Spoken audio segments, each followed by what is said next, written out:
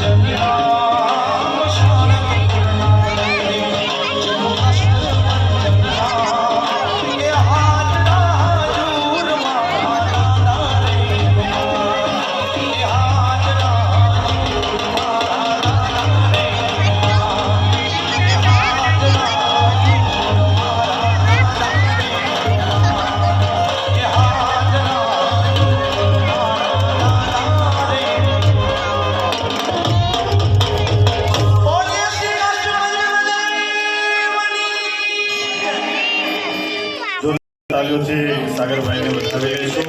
ખૂબ ખૂબ ધન્યવાદ.